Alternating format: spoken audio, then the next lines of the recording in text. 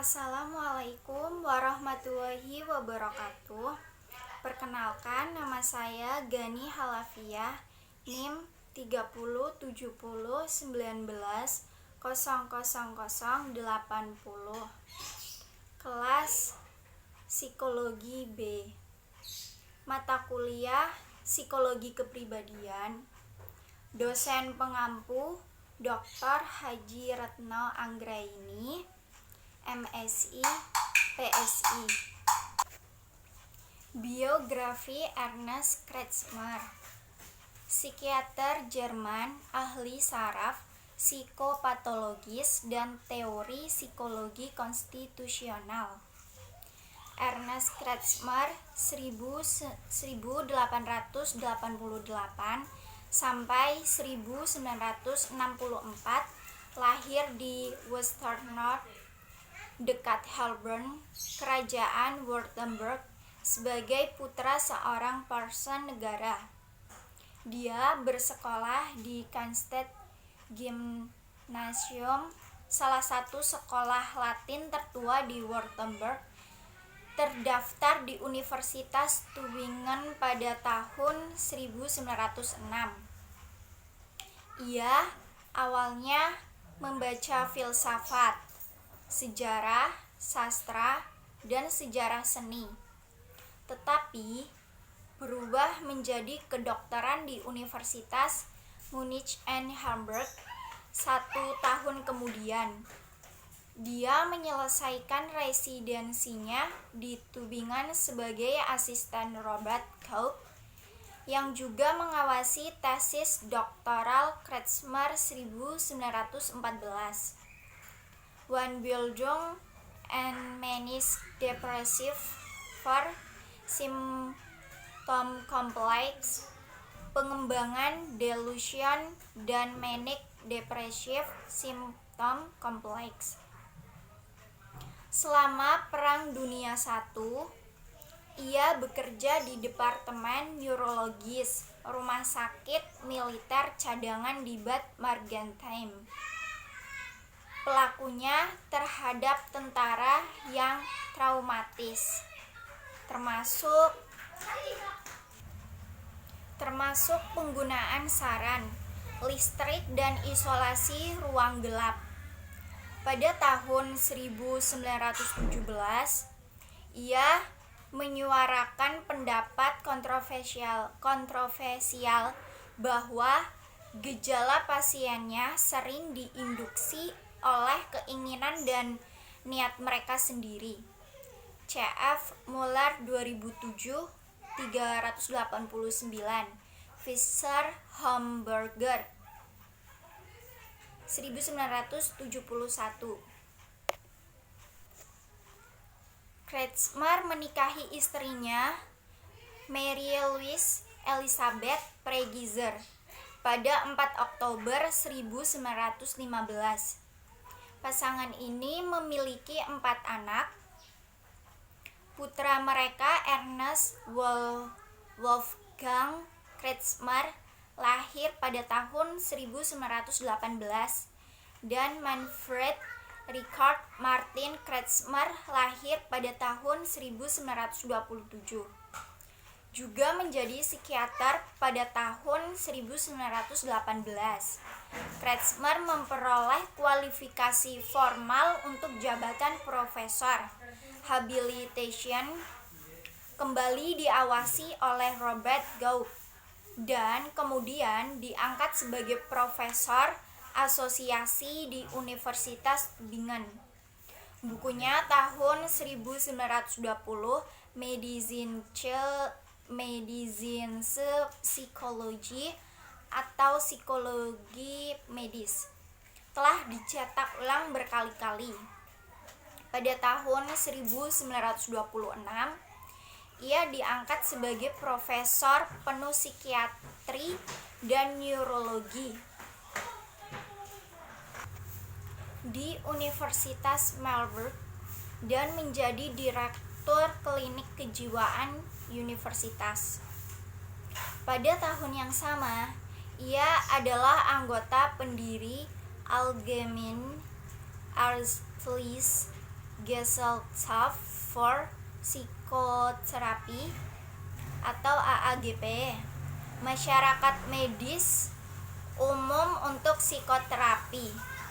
Dia menganjurkan pengobatan psikosis, terapeutik psikosis, dan memperkenalkan hipnosis aktif lulus sebagai bentuk pelatihan autogenik. CF Stetter 1994. Dia melanjutkan kegiatan profesionalnya setelah Nazi naik ke Teru pada tahun 1940. Kretschmer adalah orang pertama yang menggambarkan apa yang disebutnya sindrom apalik, keadaan tidak sadar yang sekarang disebut sebagai keadaan vegetatif yang gigih. Selama Perang Dunia II, ia menjabat sebagai staf medis yang menasihati komando distrik militer setempat. Gunther 2008-7. Dia bertindak sebagai dekan sekolah kedokteran Universitas Melbourne dari 1943 hingga 1946. Tetapi kemudian kembali ke Universitas Tübingen sebagai profesor penuh dan direktur klinik kejiwaan. Dia mengatur ulang klinik, bekerja sebagai konsultan ahli, dan mendirikan jurnal Zeitschrift for Psychotherapy and Medizinische Psychology pada tahun 1951. Dia juga mendirikan unit penelitian untuk psikologi konstitusional dan psikologi kerja, di mana ia bekerja sampai pensiun. Dia menjadi emeritus pada tahun 1959 dan menyerahkan klinik kepada penggantinya, Walter Schultz. Ernest Kretschmer meninggal di Tübingen karena kanker pada tanggal 8 Februari 1964. Pendukung sekolah Tübingen. Kretschmer dan mentornya Robert Gaup dianggap sebagai pendukung utama yang disebut Sekolah Psikiatri Tübingen, yang mengadopsi teori kepribadian dan menganjurkan pendekatan psikogenik. Kretschmer percaya pada kesatuan psikofisik manusia dan dalam kontinum antara kesehatan dan penyakit. Membangun penelitian Gaup tentang delusi atau paranoia, risalah habilitasinya tahun 1918, Der sensitive Beziehungsraum, The Sensitive Delusion of Reference, menggambarkan jenis kepribadian paranoid yang sensitif, responsif secara emosional, dengan prognosis yang lebih menguntungkan daripada yang diasumsikan Kraepelin dalam definisi klasik paranoia 1904 595F. Menurut etiologi multidimensi, karakter, pengalaman, dan milieu adalah faktor penting. Delusi referensi muncul dari efek kumulatif, pengalaman khas atau situasi kehidupan pada disposisi karakter khas dan kemampuan konstitusional, sering didukung oleh rasi bintang sosial khas. Konsep ini ditolak oleh beberapa orang, misalnya Kraepelin, dan dihargai oleh orang lain, misalnya Jesper C.F. Priwitzer 2007, Richard D. dan AMP Romstal 1996. Karya Kretschmer yang paling berpengaruh adalah Körperbau and Karakter, Fisik dan Karakter, yang diterbitkan pada tahun 1921. Di bagian pertama, di mana ia mengembangkan sistem klasifikasi yang mengasosiasikan berbagai jenis tubuh dengan ciri-ciri kepribadian tertentu dan bahkan kecenderungan psikopatologis. Tipologi didasarkan pada fitur-fitur seperti membangun fisik, fungsi kelenjar dan rambut tubuh. Menggambar pada dikotomi nosologis Kraepelin antara demensia precox dan psikosis manik depresif. Kretschmer mengaitkan 4 jenis tubuh utamanya: tipis, kenyal, berotot, misapen atau cacat, dengan 2 konstitusi mental yang diduga primer, skizofrenia dan siklotimik. Menurut tipologi ini, orang yang astenik atau leptosomik atau tipis lebih cenderung terhadap skizofrenia, orang atletis terhadap epilepsi, dan orang piknik terhadap gangguan bipolar. Bagian kedua dari buku ini menganalisis contoh individu yang luar biasa berbakat. Dari perspektif saat ini, pendekatan konstitusional Kretschmer adalah konstruksi jenis abstrak berdasarkan atribut medis dan normatif yang gagal mengakui peran lingkungan sosial dalam pengembangan kepribadian. Namun, tipologi ini banyak digunakan sampai secara empiris, dibantah oleh psikometris Detlev von Dzersen pada tahun 1966. Selama era Razi, perilaku Kretschmer selama era Razi ini paling baik dapat digambarkan sebagai ambivalen. Di satu sisi, ia dianggap sebagai liberal dan pada tahun 1934 dan 1936 dilarang dari posisi profesor yang telah ia terapkan. Pada April 1933, ia mengundurkan diri sebagai ketua AAGP karena alasan politik. Lockhart 1985-74 ff. Selama menjabat sebagai dekan Sekolah Kedokteran Universitas Marburg, ia telah mengulangi konflik dengan Gauleiter, administrasi distrik Partai Nazi. Dia dengan tegas menolak gagasan ras Nordik murni dan menyiapkan pendapat ahli yang berlawanan tentang aplikasi untuk sterilisasi paksa. Dia menganjurkan konsep sempit skizofrenia dan klinik Marburgnya jarang menyerukan sterilisasi pasien. Pada April 1934, klinik ini bahkan menjadi sasaran penyelidikan untuk menangani indikasi sterilisasi. Terlalu hati-hati. Kretschmer telah lama dikatakan telah bersinggungan atas nama pejuang perlawanan Warnes Krauss, sehingga menyelamatkannya dari eksekusi. Tetapi menurut Muller, kontribusi Kretschmer hanya terdiri dari memberikan sertifikat medis.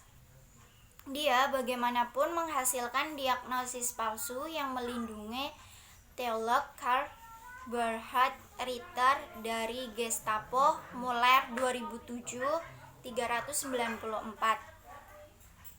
Di sisi lain, Kretschmer termasuk di antara 900 penandatanganan sumpah kesetiaan profesor universitas dan sekolah menengah atas Jerman kepada Adolf Hitler dan negara sosialis nasional. Dalam Albert Herr and Resenhigen im Volksstaat atau genetika dan kebersihan rasial di negara bagian Volkis yang diterbitkan oleh Ernest Rudin pada tahun 1934. Ia menyerukan peningkatan eugenik populasi melalui konseling pernikahan dan pemberantasan yang ketat dari individu yang sakit secara turun-temurun, khususnya antisosial Einbekeles. Dia menegaskan kembali posisi ini dalam kata pengantar untuk edisi 1942 dari Genial Menschen, The Psychology of Man of Genius. Apa yang pada dasarnya merosot hanya dapat dikecualikan dari penularan turun-temurun. Jika tidak secara alami sendiri, maka oleh kita.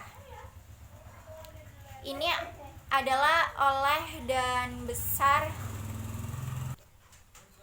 tujuan langkah-langkah legislatif modern kami untuk kebersihan rasial.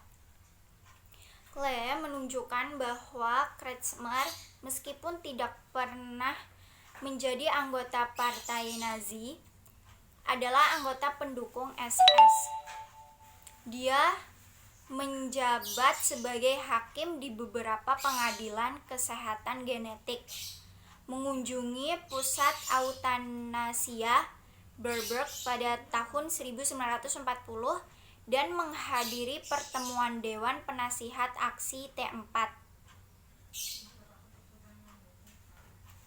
Program eutanasia Razi pada tahun 1944 sebagai staf medis. Ia menerapkan metode seperti saran bangun yang telah diuji di WWI dan terbukti bermasalah secara etis. Kretschmer menjadi tokoh utama psikiatri ilmiah di Jerman pasca perang, tetapi tidak berpartisipasi dalam perdebatan yang muncul tentang psikiatri antropologis dan sosial. Dia juga tidak terlibat dalam pengawasan kritis terhadap posisi eugeniknya sendiri, juga tidak secara kritis merefleksikan masalah pembunuhan pasien Nazi ketika subjek muncul dalam debat publik. Dalam autobiografinya Gestalten and Gedanken, Karakter dan Pemikiran, ia mengungkapkan rasa terima kasihnya kepada mereka yang telah melindungi dia dan menggambarkan perilakunya selama tahun-tahun Nazi sebagai bertahan sampai akhir. 1963-216. Pengertian kepribadian. Psikologi diakui sebagai ilmu yang berdiri sendiri pada tahun 1879 ketika Wilhelm Wundt mendirikan laboratorium psikologi di Leipzig, Jerman. Laboratorium ini menjadi laboratorium psikologi pertama di dunia. Selanjutnya, ilmu psikologi mengalami perkembangan yang pesat yang ditandai dengan lahirnya berbagai aliran dan cabang pemikiran. Konsepsi kepribadian memfokuskan pada sudut pandang manusia terhadap biososial, jasmaniah, serta pikiran yang ditautkan ke makna aspek sosial dan psikologis. Kepribadian ialah paras yang harus kita hadapi. Kepribadian seseorang ialah luapan ekspresi yang lahir dari dunia batinnya. Hall dan Lindsay, 1993. Jadi, arti kepribadian menerangkan semacam prinsip yang menyatukan biologis dan sosial dalam satu kesatuan. Kepribadian adalah sejarah sosial, alami, dan individual yang dicurahkan. Kepribadian seorang manusia mampu membedakan dirinya dari segala sesuatu yang mengelilinginya, memiliki kesadaran diri dan yang telah mencapai pemahaman fungsi sosialnya. Esensi dari kepribadian bukanlah sifat raga semata, namun sifat sosio-psikologis. Mekanisme kehidupan mental dan karakter. Kepribadian adalah konsentrasi individu atau ungkapan dari hubungan sosial dan fungsi, subjek, kognisi, dan transformasi dunia, hak dan kewajiban, etika, estetika, dan standar sosial lainnya. Secara etimologis, istilah kepribadian diambil dari bahasa Inggris personality. Istilah ini bersumber dari bahasa Yunani, persona yang melambangkan topeng dan personer, yang artinya menembus. Julukan topeng yang berkaitan dengan salah satu tanda pengenal yang digunakan oleh para pemain peran di zaman Yunani kuno. Dengan topeng yang dipakai dan diperkuat dengan gerak-gerik dan apa yang dikatakan, karakter tokoh yang dimainkan tersebut dapat mendobrak keluar peran yang dapat dipahami dan diartikan oleh para penonton. Oleh karena itu, sejarah definisi kata personality muncul. Istilah persona yang berarti topeng yang selanjutnya direfleksikan sebagai permainannya sendiri, yang memainkan peranan layaknya digambarkan dalam tameng tersebut. Dan kini kata personality digunakan oleh para ahli untuk menunjukkan suatu hal atribut mengenai individu, atau untuk menerangkan apa, mengapa, dan bagaimana karakter atau perilaku manusia. Istilah persona dalam pendekatan psikologi yang selalu diidentikan dengan arti tameng atau perisai ini lazimnya dipakai orang pemain drama sandiwara pada masa Romawi. Kemudian di negara barat persona mulai diumpamakan dengan seseorang atau pribadi. Nyaris ahli psikologi menganggap persona sebagai pribadi, tapi tidak dengan Gustav Jung yang justru memilih arti aslinya. Menurut Gustav Jung, persona tiap-tiap orang terdapat suatu sisi gelap yang dikatakan sebagai saudon atau bayangan dengan kondisi masih tak sadar, termasuk di dalamnya anima dan animus. Di sisi lain, persona adalah sesuatu hal yang ada dalam keadaan sadar.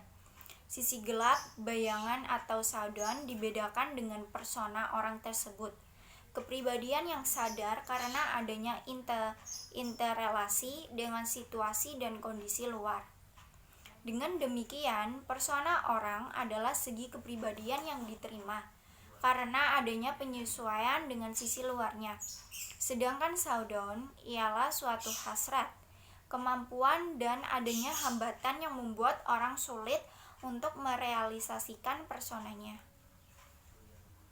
Persona atau tameng dalam prinsip Jung adalah pamungkas yang berguna sebagai benteng perlindungan untuk menyembunyikan kehidupan batinnya. John dan Verhan, 1989. Secara terminologis, pengertian kepribadian dirumuskan secara berbeda oleh para ahli berdasarkan paradigma yang mereka yakini dan fokus dari teori yang mereka kembangkan. Dengan demikian, akan ada banyak variasi tentang arti kepribadian sebanyak ahli yang merumuskannya. Berdasar definisi dan sudut pandang para ahli psikolog, diungkapkannya perihal macam tipe kepribadian. Beberapa psikolog memilah tipe kepribadian satu sama lain dan membagi perbedaan ini yang disebabkan oleh sudut pandang dari mana penelitian itu dilakukan dan didasari oleh unsur tertentu yang juga berbeda antara para ahli yang lainnya. Berikut ini tipe kepribadian yang dirumuskan oleh Ernest Kretschmer. Ernest Kretschmer sendiri menyuarakan watak seseorang bersumber dari bentuk badan. Antara lain dikatakan bahwa orang yang memiliki bentuk tubuh tinggi, kurus, dan atletis diasosiasikan dengan orang yang senang menarik diri, kurang bergaul.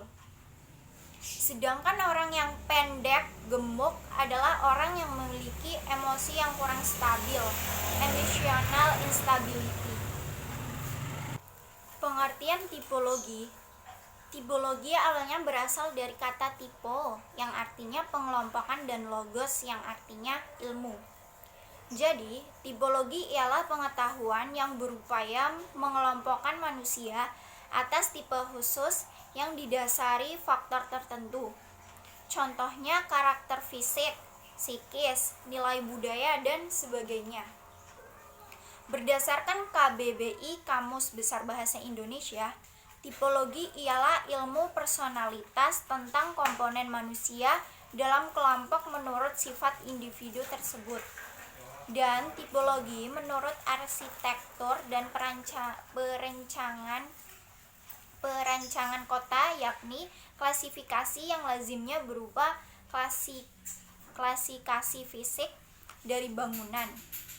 Karakteristik umum dijumpai pada konstruksi dan suatu perkotaan. Menurut korelasi mereka dengan kategori yang terpaut, sebagaimana intensitas gedung dari alam atau pedesaan ke perkotaan, derajat formalita dan sekolah pemikiran, contohnya modern atau tradisional. Karakteristik individu tercatat dapat menciptakan suatu pola, yang kemudian pola tersebut terhubung melalui elemen secara hierarkis di skala. Tipologi bermakna suatu cara penggolongan beberapa orang yang dirasa mempunyai tipe yang hampir bersinambungan. Tipologi ialah metode pendekatan untuk memilah ciri khas seseorang dengan orang lain. Pendekatan tipologi bertumpu pada sejumlah bagian dasar yang dirasa mampu membedakan suatu ciri khas individu itu sendiri, yang dilakukan penggolongan menjadi beberapa tipe. Tipologi Kretschmer berdasar konstitusi. Tipologi Kretschmer tidak hanya mengurangi tentang isu konstitusi, tapi juga mengupas tentang temperamen, seperti dalam karyanya Körperbau and Character 1921. Walaupun pandangan atau orientasinya tetap konstitusional, berdasarkan istilah pokok untuk dapat lebih memahami teori Kretschmer, konstitusi yakni totalitas dari segala sifat individual yang bersumber pada keturunan. Sifat ini diperoleh dari sifat jasmaniah maupun sifat kejiwaan dan tidak dapat dirubah atau dipengaruhi dari luar. Temperamen. Temperamen merupakan serpihan dari kejiwaan yang secara kimiawi mempunyai hubungan atas aspek jasmaniah. Dengan kata lain, temperamen adalah konstitusi kejiwaan. Temperamen ini turun-temurun dan tidak dapat dirubah oleh pengaruh dari luar. Temperamen mempengaruhi dua macam kualitas kejiwaan, yaitu suasana hati, stimong, tempo psikis, watak. Watak ialah keseluruhan totalitas probabilitas yang bereaksi secara emosional dan volisional. Kemauan, kehendak, semangat. Seseorang yang selama hidupnya dibentuk oleh unsur-unsur dari dalam, dasar, keturunan, faktor-faktor endogen dan unsur-unsur dari luar, pendidikan dan pengalaman, faktor-faktor eksogen. Teori kepribadian menurut Kretschmer. Tipe-tipe manusia menurut keadaan jasmaninya. Kretschmer menggolongkan atas landasan bentuk tubuh manusia menjadi 4, yakni tipe Pygmies atau Steinitz, Sifat-sifat khas tipe ini ialah badan agak pendek, dada membulat, perut besar, bahu tidak lebar, leher pendek dan kuat, lengan dan kaki lemah, kepala agak merosot ke muka di antara kedua bahu, sehingga bagian atas dari tulang punggung kelihatan condong melengkung. Banyak lemak, sehingga urat dan tulang tidak kelihatan nyata. Tipe ini memperoleh bentuknya nyata setelah orang tersebut berumur 40 tahun. Sifat orang yang mempunyai tipe ini merupakan orang yang suka murung dan kurang terbuka. Cara mengatasi sifat tipe ini dengan solusi harus sabar, pertanyaan harus lincah. Tipe leptosom atau astenis. Orang yang bertipe leptosom ukuran tubuh menegaknya lebih dari kondisi biasa. Sehingga orang yang mempunyai sifat tipe ini cenderung terlihat tinggi jakung. Sifat-sifat khas tipe ini ialah badan langsing atau kurus, jangkung, perut kecil, bahu sempit, lengan dan kaki lurus, tengkorak agak kecil, tulang-tulang di bagian muka kelihatan jelas, muka bulat telur, berat relatif kurang. Sifat orang yang memiliki tipe ini yaitu suka curiga pada orang lain, tidak lekas atau mudah percaya pada orang lain. Dan cara mengatasi sifat tipe ini dengan solusi harus menimbulkan simpati dengan pembuktian bila perlu. Tipe atletis. Pada orang yang bertipe atletis, ukuran tubuh yang menegak dan mendatar dalam perbandingan yang seimbang, sehingga tubuh kelihatan selaras. Tipe ini dapat dipandang sebagai sintesis dan tipe piknis dan tipe leptoson. Sifat-sifat khas tipe ini ialah tulang-tulang serta otot dan kulit kuat, badan kokoh dan tegap, tinggi cukupan, bahu lebar dan kuat, perut kuat, panggul dan kaki kuat dalam perbandingan dengan bahu dan kelihatan agak kecil, tengkorak cukup besar dan kuat, kepala dan leher tegak, muka bulat telur, lebih pendek dan tipe leptosom. Sifat orang yang memiliki tipe ini yaitu orangnya sabar, terbuka, dan cerdik. Cara mengatasi sifat tipe ini dengan solusi harus menguasai undang-undang atau peraturan yang berlaku serta open-minded. Tipe displatis. Tipe ini merupakan penyimpangan dari ketiga tipe yang telah dikemukakan. Tidak dapat dimasukkan ke dalam salah satu di antara ketiga itu, karena tidak memiliki ciri yang khas menurut tipe tersebut. Bermacam bagian yang seolah-olah bertentangan satu sama lain. Kretschmer sendiri menganggap tipe displatis ini menyimpang dan konstitusi normal. Pada itu perlu dicatat bahwa tipe ini lebih nampak nyata pada pria dan kurang nyata pada wanita. Prakteknya yang menjadi penting ialah pertentangan piknis atau atenis. Tipe-tipe tersebut terdapat pada orang yang mengalami gangguan jiwa maupun pada orang sehat.